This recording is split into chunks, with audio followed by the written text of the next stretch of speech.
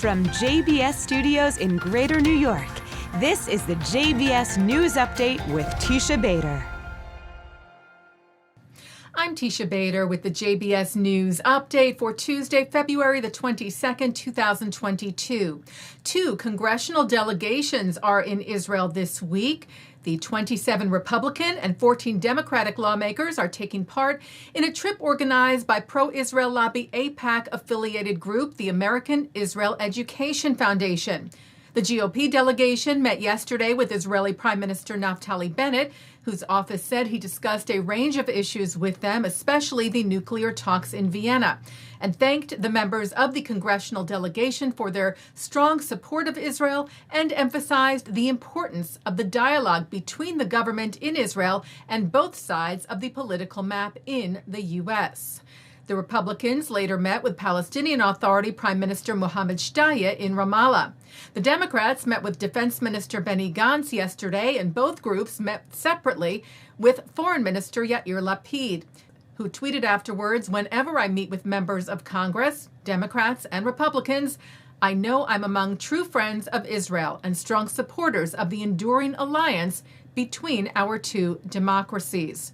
The delegations together toured Yad Vashem, Israel's World Holocaust Remembrance Center.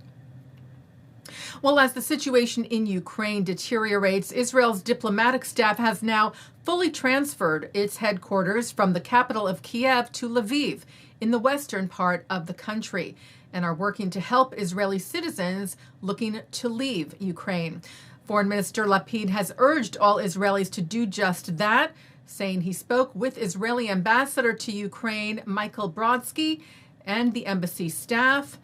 "I emphasized," Lapid wrote, "that the priority of the State of Israel is the preservation of the lives of the emissaries of the state and of the citizens of Israel who are in Ukraine, as well as for the large Jewish community in the country." The FBI and local police are looking into hateful and defamatory anti-Semitic flyers distributed to homes in Garland and Colleyville, Texas this weekend. Colleyville, of course, is where a rabbi and 3 congregants were held for hours at gunpoint last month at Congregation Beth Israel. CBS local station DFW reports that the flyers were found in driveways in plastic bags weighted down by pebbles, matching other flyers that have been, according to the Anti-Defamation League, seen in more than 50 cities and towns across the country.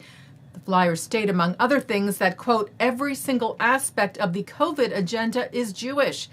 Congregation Beth Israel said several of their members received the flyers this weekend, cited by the report, saying that unfortunately anti-Semitism is a reality in the United States and around the world. "Each of us has a responsibility to root out hate and work towards building a community where all belong and all can thrive."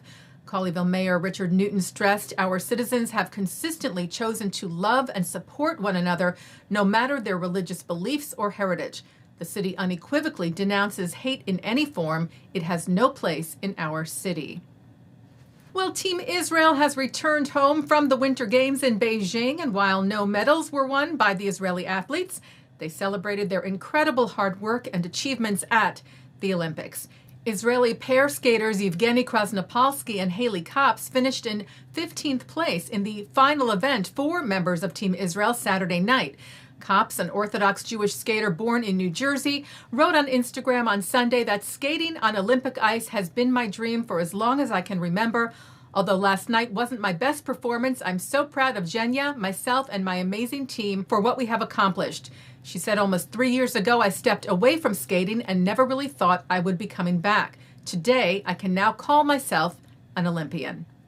Taking a look now at our programming for tonight on JBS for Tuesday, February the 22nd at 7 o'clock, Rabbi Ammiel Hirsch explores how anger can also be a force for good. At 7:30, a discussion on racial justice from the Union for Reform Judaism. At 8, Derrick Johnson, president and CEO of the NAACP, sits with Rabbi Marc Schneier and Valerie Nash to discuss the state of Black-Jewish relations today. At 8:30, actor, producer, and director Tracee Ellis Ross joins writer, comedian, and activist Baratunde Thurston for a conversation about identity, comedy, connecting to joy, and dreaming of a world where there is no need for discussions of hate.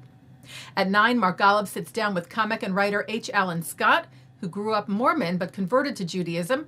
At 10, a replay of the second episode of the JBS brand new series In the Spotlight, where Shachar Azani speaks with Danny Kahn, chair of Natan Worldwide Disaster Relief. And coming up next, it's the ILTV's Insider. And that's the JBS News Update for Tuesday, February the 22nd, 2022. I'm Teisha Bader. Stay healthy, stay well.